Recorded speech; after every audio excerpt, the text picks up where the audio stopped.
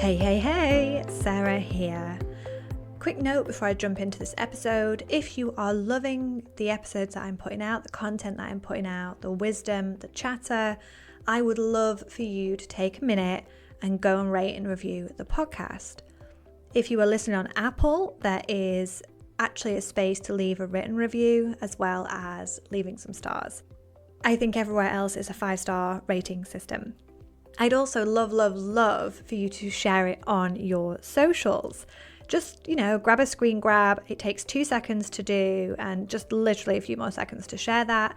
This helps me reach more folk like you and make a bigger impact on the world. And you can even tag me at Sarah Joyce Hindle on Instagram, Facebook, and LinkedIn.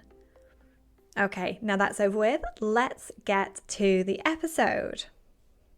It's July.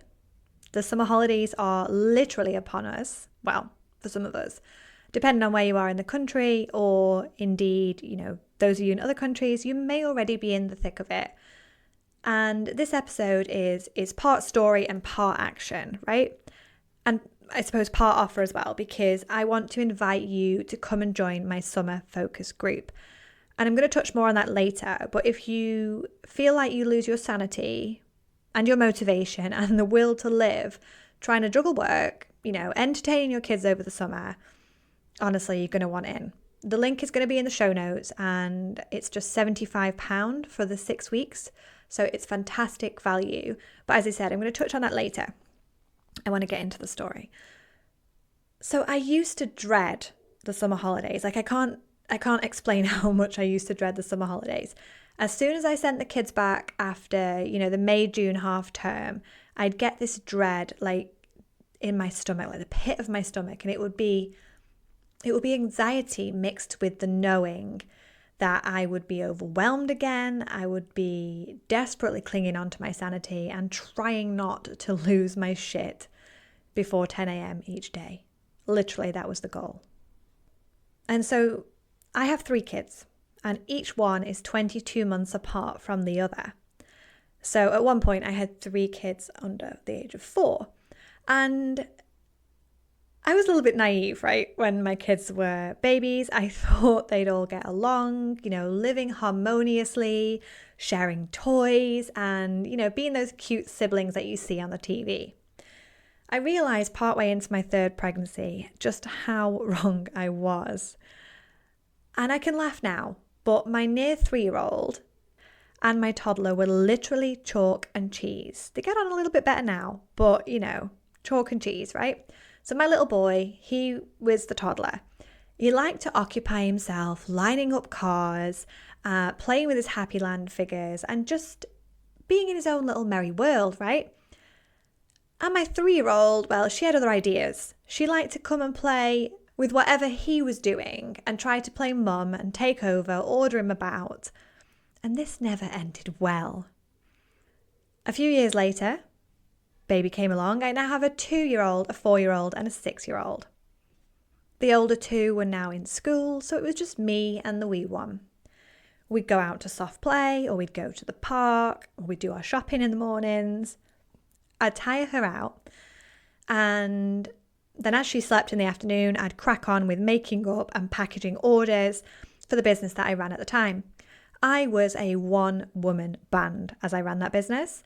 I made bespoke children's wear from my sewing room in my house, but I was also the marketer, the sales team, the press and packaging person, the social media manager, and the wholesale fabric orderer, if that's even a word. I wore all the hats is what I'm saying. I'm sure you can relate.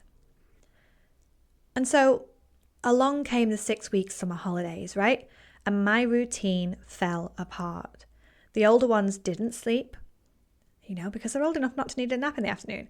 And most days they stopped my youngest napping properly as well, due to just being kids, being loud, laughing, bickering, and banging things about. And the only way I got through that summer holiday is by reducing my availability online, okay? So I stopped showing up on social media, I closed my order books, whatever I did.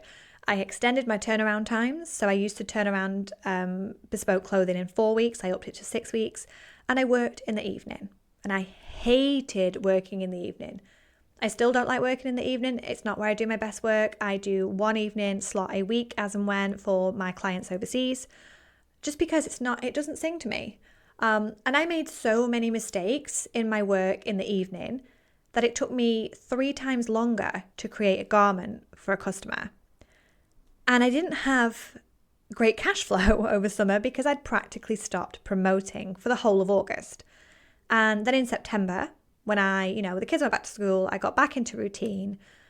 My engagement on social media had dipped, mostly on Facebook, which was the main place I promoted my work. And it just generally had a negative knock-on effect in so many areas of my business. And that was just on the physical business side of things. Never mind how I felt mentally and how I felt physically. I was exhausted, I was drained, I was fed up, I was short-tempered. And I even had a plunging, sinking feeling in my gut when I heard my PayPal do that little ka-ching when an order came in. That is not how business should feel. You should not feel dread when somebody pays you money. Because businesses like mine, they're made out of passion. And I want to light up other people's lives. And for me, that was with custom-made clothing. It was unique and it was special, just like the children wearing them. And this kind of summer happened over and over for me. I would close up my books, over the summer completely. Or one year I even trialed getting up at 5 a.m. to work while the children slept. But I always ended up despising them if they ended up getting up earlier than usual. They were just little kids. I did not want to despise my kids. What the hell? And I felt back then that work-life balance was literally as mystical and magical as a fairy riding a unicorn. And I bet you feel like that too sometimes, especially if you have kids or you have a change in routine that throws things in the air. And it's because we are creatures of habit. So when things like the summer holidays happen, it can actually really throw us. When I started doing the mindset work a few years ago, and that is ultimately what led me to being here today as a coach, as a speaker, as a teacher of all the mindset work that I know, I was so determined to enjoy the summer more. After all, the summer used to be my favorite time of the year growing up, and I didn't have a business. So that year I didn't have a business to run because I closed up the clothing business. And it was before I'd settled on what I wanted to focus on and before I launched this one. So it was a little bit easier just generally. But the number one thing that I focused on that year was routine. I got up at the same designated time each day. It was a little later than I would have on a school day, but I chose a time and I stayed consistent with it, for the most part. I got myself and my kids dressed every single day, even if we planned to literally lounge about eating biscuits, watching the entirety of the Toy Story films.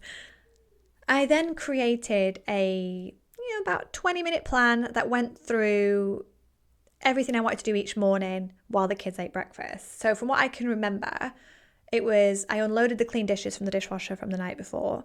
They went away. I loaded whatever dirty pots I had left into the dishwasher so my sides were clean. I wiped all the sides, and then I went round and opened all the blinds and the curtains, got some sunshine in. I bleached the loo, and I made a cup of tea. Every morning. And doing those few little things, it gave me a sense of control over the day. I might not have known, what we'd exactly get up to that day, or whether the kids would have an epic meltdown or run away, or decide to refuse to go home after well over an hour on the park. But I could always count on those 20 minutes of routine in the morning. And I had a similar routine that I sort of whipped up at dinner time. I'd stick on an episode of, oh goodness me, my kids were addicted to Shimmer and Shine and Ben 10. So one of those most likely. I'd stick that on the TV and I'd probably shove in a less than healthy pizza. Then I'd run around and I'd load the rest of the pots from the day into the dishwasher. I'd repack my bag for the next day in case we went out, snacks and drinks and whatever else I needed. I rammed all the toys in the boxes and I straightened the living room up. That morning and evening routine kept me sane. And I carried this on into literally every day, even when the kids were back at school and I, didn't have to do that every day. I carried it on. And, that routine has morphed and changed as I've changed and developed and as the kids have gotten older. Now although I have a routine in the morning, it's as soon as I first wake up, it kicks in. And I have one as I get in from the morning school run, which, I'm sharing with you because I'm excited. I won't be doing that from September as, my older two are at high school from September. They'll be making their own way to school on the bus. And my youngest is going to go into breakfast club this term, and we've delegated that task to my husband. So no doubt I'll be developing a new morning routine then.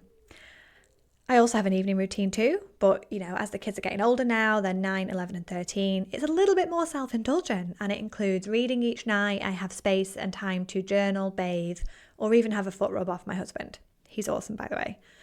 So if you're listening to this and you're resonating with finding the summer holidays overwhelming, finding them stressful, anxiety-inducing, or you just find that you have no motivation over summer, try a simple routine. Do it the same way each day, as much as you can, and you're going to feel calmer, more in control, and likely to find that missing motivation. And I'd love to invite you to join the small and intimate 6-week focus group that I'm hosting over the summer. Starts on the 25th of July, and you're going to get access to weekly content, which is science and psychology backed and full of ideas to apply to your work-life environment. You're also going to receive a meditation to use as and when you need it, and access to an optional 30-minute group call on Tuesdays. The investment is £75 and you get to keep the content forever. This is for you if you need a gentle kick up the bum motivation-wise over summer. This is for you if you feel like you are overwhelmed in your business when your kids are off. This is for you if you want to hold on to your sanity and your income over the holidays. This is for you if you know you need routine, you need healthy boundaries, and you want to get rid of that guilt that we can feel as parents for not having found that elusive work-life balance yet. And this 6-week summer focus group isn't just for parents as well. If you need a kick up the bum, if you need a bit of motivation, if you need some inspiration, it's going to be good for you too. The link is going to be in the show notes. And as I mentioned before, it is just £75. That is a one-off payment. And you do get to keep all of the resources for life. And once you are signed up, you will get an email. It's going to hit your inbox within about 48 hours with all the details on of how to access that content. It will come through via email, and how to access that optional call as well if you want to hop in on that. I am ready to serve you, and summer will never be the same again once you go through this program. Once more, the link is in the show notes. Be quick. I'd hate for you to miss out.